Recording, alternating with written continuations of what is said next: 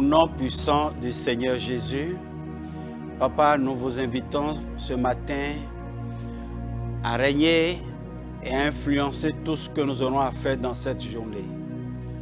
Nous soumettons, Père Tout-Puissant, ce moment particulier que nous avons à passer ensemble dans le cadre de la méditation entre tes mains.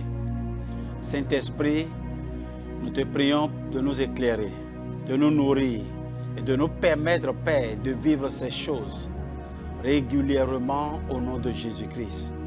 Amen. Frères et sœurs, dans le nom de Jésus-Christ, nous vous saluons et nous bénissons l'Éternel Dieu pour votre vie, de la marche que vous acceptez de faire avec nous tous les jours. Aujourd'hui, nous allons aborder un sous-thème, le dernier sous-thème de ce mois, qui constitue l'avant-dernier de l'année 2024.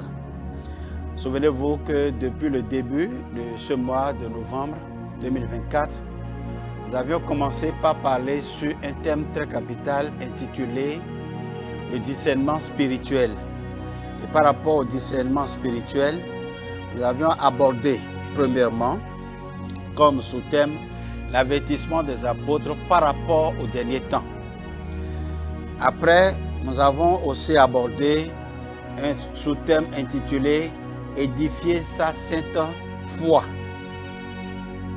Et après cela, nous avons encore touché le sous-thème intitulé « Prier par l'Esprit Saint ». Et ce matin, nous voulons toucher le dernier sous-thème que nous intitulons « Se maintenir dans l'amour de Jésus ». Se maintenir dans l'amour de Christ. Frères et sœurs dans le Seigneur, pour un texte de base, nous allons lire Jude, le verset 21.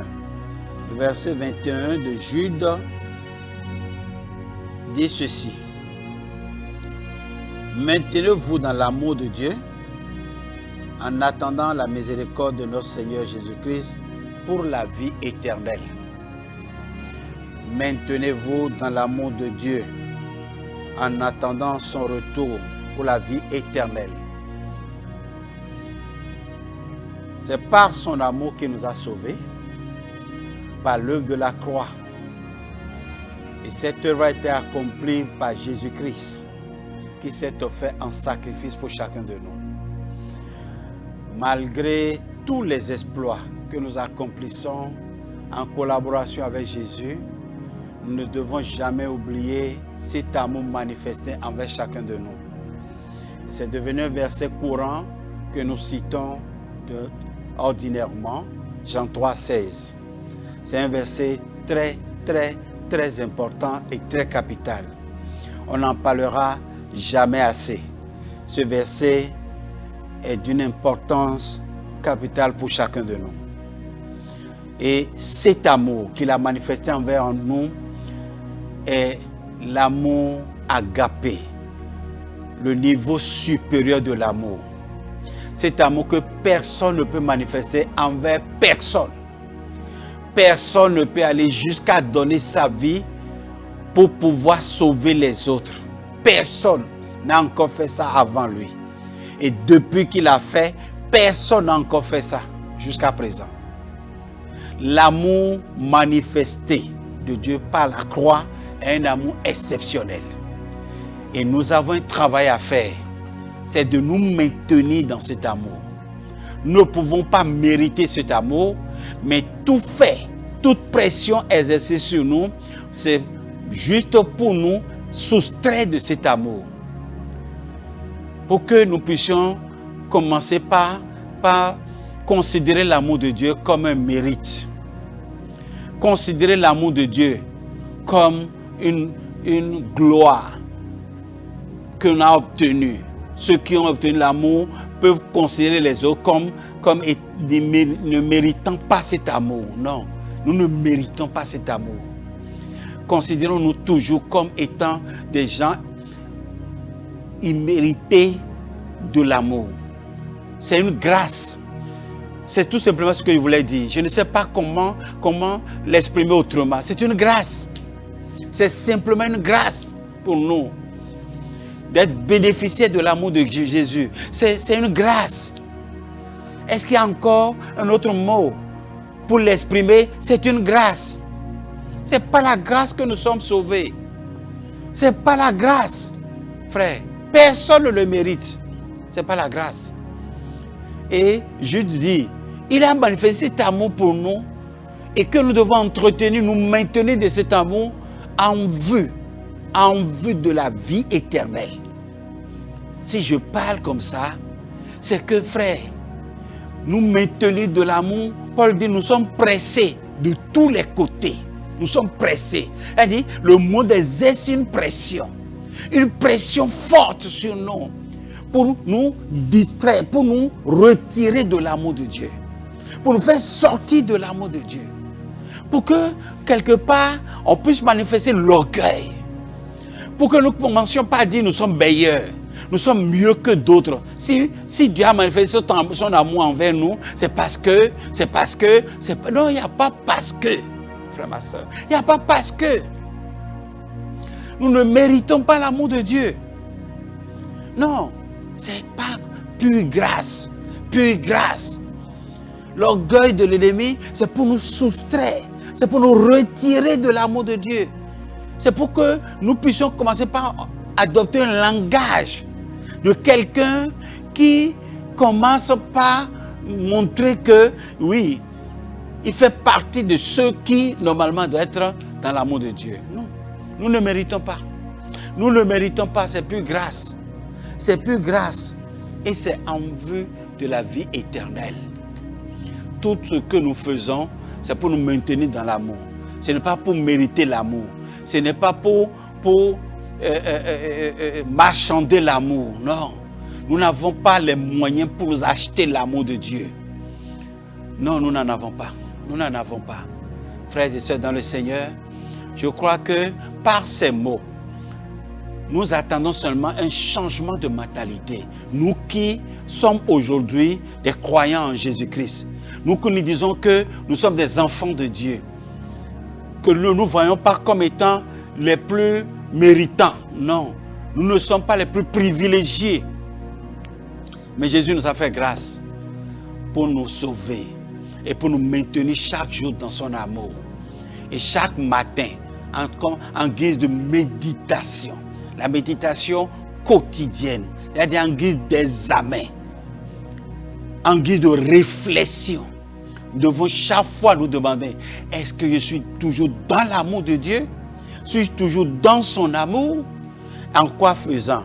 Je veux partager 4 choses avec toi qu'il faut faire pour se maintenir dans l'amour de Dieu.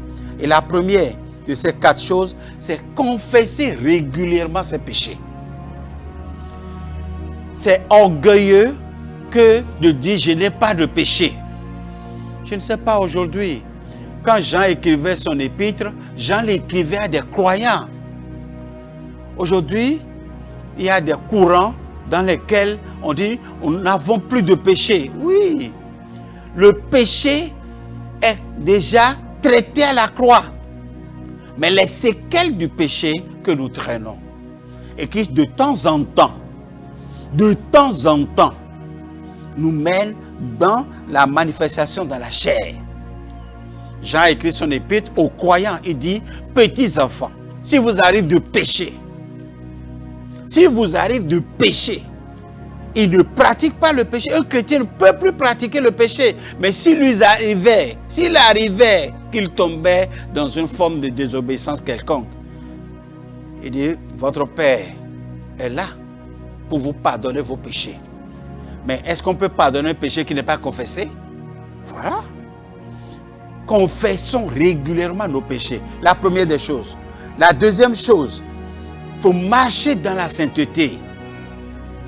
Paul dit, jusqu'à présent, nous n'avons pas encore atteint le but, mais nous marchons. Mais nous manifestons une volonté.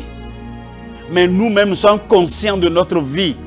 Et nous disons que ces défauts manifestés aujourd'hui ne seront plus repris encore. Nous allons tout nous débarrasser. Aujourd'hui, c'est tel péché, demain il n'en sera pas ici. Ce péché-là, nous n'allons plus le répéter, par la grâce, pas une volonté affichée.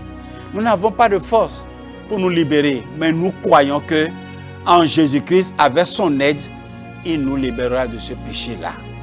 Il nous faut nous-mêmes marcher dans la sainteté, marcher dans la crainte de Dieu régulièrement. Il faut exercer l'amour. La troisième chose que je veux que tu fasses régulièrement, c'est d'exercer l'amour par la portion de grâce qui t'est accordée. On n'a pas dit d'aller imiter quelqu'un, de chercher à égaler quelqu'un dans son amour. Non. Par la portion de grâce que l'Éternel t'accorde, manifeste l'amour. Manifeste l'amour avec tout le monde. Manifeste l'amour régulièrement. Démontre que dans ton cœur, tu as de l'amour de Dieu. La dernière chose, c'est pratiquer la prière dans toutes ses variations. Pratique la prière. Je répète les 4 choses pour se maintenir dans l'amour. 1. Confesse régulièrement tes péchés. 2. Marche dans la sainteté. 3. Exerce l'amour. 4. Pratique la prière. Aie une vie de prière. Aie une vie de prière. Aie une vie de prière. Ne sois pas seulement les prières de circonstances. Quand tu as des difficultés, c'est quand on programme un moment de prière à l'église que tu pries. Non. Aie une vie de prière. Aie un temps de prière. Un temps avec le Seigneur, à ses pieds, et laisser l'Esprit te conduire. C'est ainsi qu'on se maintient dans l'amour de Dieu. Et nous avons besoin d'être maintenus dans l'amour de Dieu afin que la vie éternelle soit notre part et notre portion. Je voudrais de tout mon cœur remercier le Seigneur qui a mis ses ressources, qui a mis ses instruments à notre disposition pour cette fin d'année, afin que nous ne puissions pas relâcher comme ceux qui se perdent. Nous sommes à la fin de l'année et nous à la fin du monde. Ne perds pas des ressources. Ne laisse pas les limites te dépouiller. En cette fin d'année, ce n'est pas la fin du monde, c'est la fin de l'année.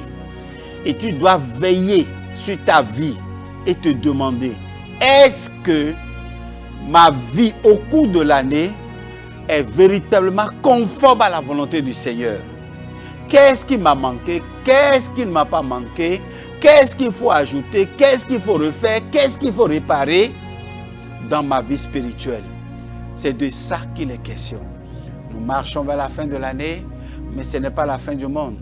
Je prie pour toi, pour que l'Éternel Dieu Tout-Puissant, par sa main puissante, te maintienne dans son amour. Qu'il te maintienne dans son amour. Qu'il te maintienne dans son amour. Parfois, l'amour de Dieu se manifeste envers nous, mais nos yeux physiques nous empêchent de voir ce que Dieu fait dans son amour, dans le domaine spirituel. Mais que tes yeux s'ouvrent, que les écailles tombent de tes yeux, que ton cœur soit circoncis, afin que tu vois ce que l'Éternel Dieu fait maintenant dans son amour. Il y a des sujets de prière sans requête. Et tu crois que Dieu t'a détesté, que Dieu t'a abandonné. Non. Si tu n'as pas encore la réponse, c'est l'amour du Seigneur. Si Dieu n'a pas donné la totalité de ce que tu attends, c'est son amour. C'est pour que le matériel ne domine pas dans ta vie. C'est pour que le spirituel soit le maître mot. Règne dans ta vie. C'est son amour. C'est son amour et c'est son amour. Je bénis l'Éternel Dieu Tout-Puissant de ce que l'avant-dernier mois se termine dans l'amour du Seigneur. Et par cet amour, il nous fera encore de grandes choses. Que son nom soit loué, mes frères, mes sœurs. Restez dans la grâce, restez dans l'amour du Seigneur et restez dans la joie du Seigneur au nom de Jésus-Christ. Amen.